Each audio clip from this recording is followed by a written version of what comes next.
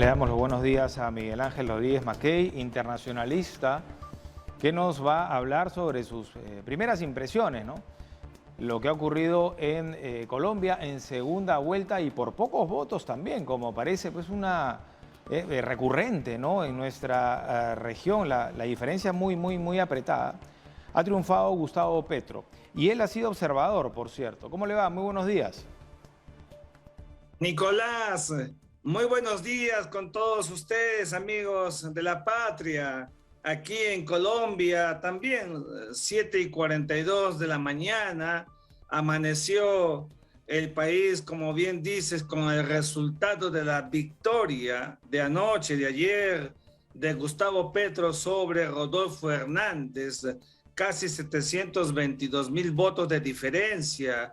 Nicolás, que consuma por primera vez en la historia colombiana al presidente, al mandatario, al primero de la izquierda de este país, gobernado históricamente por partidos conservadores, los liberales, la derecha, digamos, en general, y que Colombia hoy en verdad que entra al vitrinaje de la izquierda latinoamericana con este triunfo de Petro, economista de 62 años, que por tercera vez intentaba llegar a la Correcto. jefatura del Estado. Correcto, y decía que era la última y finalmente ganó. Antes de hablar del perfil de Petro y el tema de fondo, permítame consultarle sobre su trabajo como observador.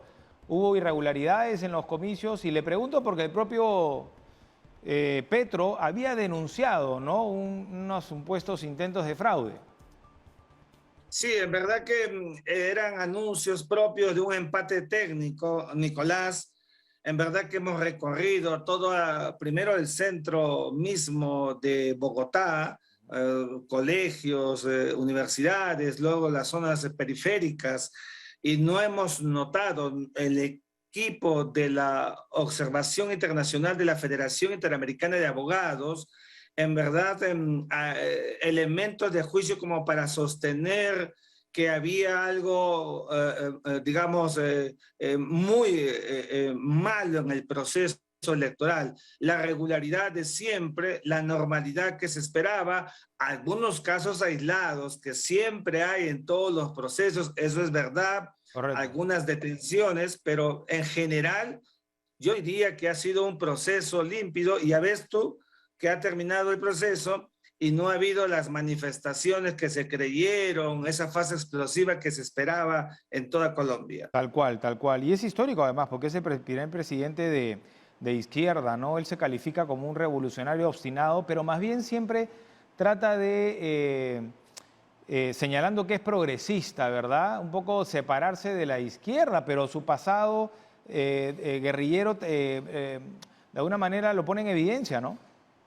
Bueno, fíjate, Fernando, fíjate, Nicolás, que en verdad si él hubiera tenido el discurso de los años 60, marxista, leninista, maoísta, de lucha de clases, la dialéctica, etcétera, no hubiera alcanzado lo que ha conseguido. Recuerda que Correcto. había temores en Colombia, Ujú. pero él habla de un cambio real, no habla de un cambio radical, y esto es importante para una Colombia que viene de asociaciones estratégicas. Mira, Estados Unidos, Claro. ayer mismo, el propio secretario de Estado, Anthony Blinken, ha pronunciado la performance y felicitación de Estados Unidos al nuevo gobierno, a la izquierda colombiana.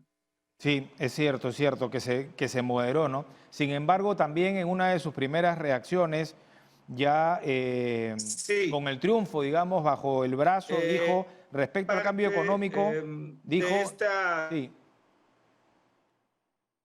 si me permite, porque me parece que está fallando la adelante, señal. eh, eh, Ahí estamos mejor, ya. Le decía que se había moderado, efectivamente, ¿no? En una segunda vuelta que se enfrentaba a un populista y que había congregado también a las fuerzas de derecha. Pero claro, cuando él habla del cambio económico, dice que su gobierno va a desarrollar el capitalismo en Colombia, no porque lo adoren, dice, sino porque tenemos que superar la premodernidad y el feudalismo, que regresa 150 años atrás. Fíjate, fíjate, Nicolás, gran parte de los países de nuestra región tienen que entrar en la posmodernidad.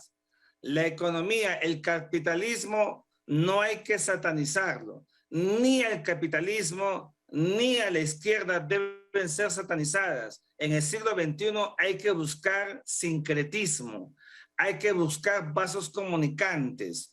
Y una Colombia en esta etapa evidentemente tiene en el cambio la enorme oportunidad de llevar adelante lo que se denomina la redistribución de la riqueza. Y la redistribución de la riqueza, Nicolás, no es un atributo ni de derechas ni de izquierdas. Es el sentido que debe tener todo gobierno responsable, pensando, eso sí, en las inmensas mayorías que son las que han venido padeciendo históricamente la ausencia de la presencia del Estado para, en verdad, encontrar esa dignidad social, Correcto. dignidad humana que todos quieren. Nos va ganando el tiempo. De hecho, esta es una, digamos, una conversación, Miguel Ángel, inicial, porque recién me parece que en agosto asume el poder Petro y en la cancha se va a ver, ¿no? Efectivamente, cuál será su política de gobierno.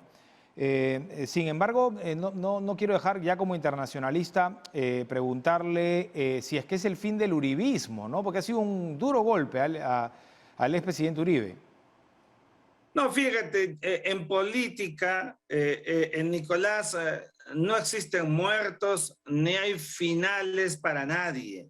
Los partidos caen y sus líderes también, eso es cierto, pero también saben levantarse y recrear posibilidades y de coyunturas. Hemos visto políticos fenecidos para muchos y que se han levantado de las entrañas de esa suerte de ultratumbas. Lo que sí es verdad es que el uribismo ha sido latigado. ¿Cómo Claro. no? Y ese látigo al uribismo es una severa llamada de atención a lo que ha significado el mantenimiento de ese statu quo en Colombia, con una guerra flagelada de 50 años, con presidentes que han estado alternando entre liberales y conservadores en el marco de eso, lo que se llama los partidos tradicionales. Por eso es que la gente quería cambio. Y el cambio le ha llegado a Petro. Y la gente que no es comunista, la gente que quiere realmente una Colombia diferente, pues le está dando la oportunidad a quien por tercera vez se presenta al desarrollo histórico de su país. Y a propósito de eso, ¿qué tan fuerte es la presencia? Muchos no lo advierten, pero creo que ha sido preponderante también en el triunfo de Petro de Francia Márquez, ¿no? Su vicepresidenta, que es la primera mujer afro en llegar a la casa presidencial y que, claro, representa pues y encarna esta lucha colectiva por la igualdad de género y étnica, ¿no? Por supuesto, Nicolás, aquí en Perú o allá en Perú, estamos en Colombia, acostumbrados siempre a valorar, reivindicar la porción negra afroperuana y aquí en Colombia afrocolombiana.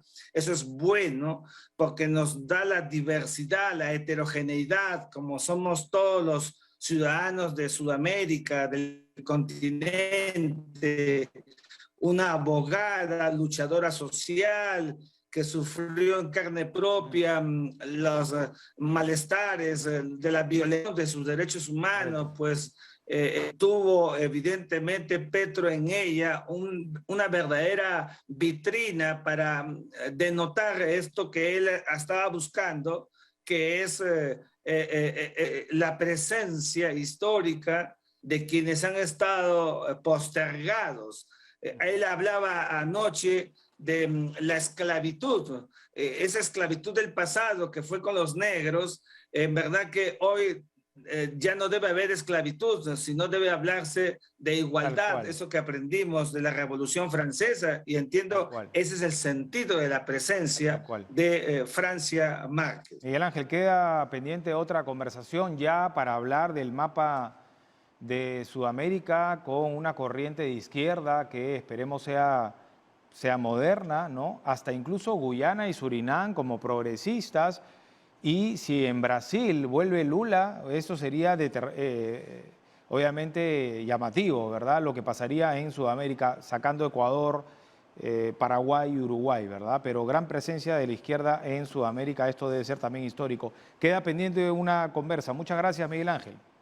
Queda pendiente, Nicolás, sin satanizar a la izquierda, tampoco a la derecha. Hay que entender que eso es la democracia y así debe ser aceptado porque el soberano, que se llama pueblo, es el que decide.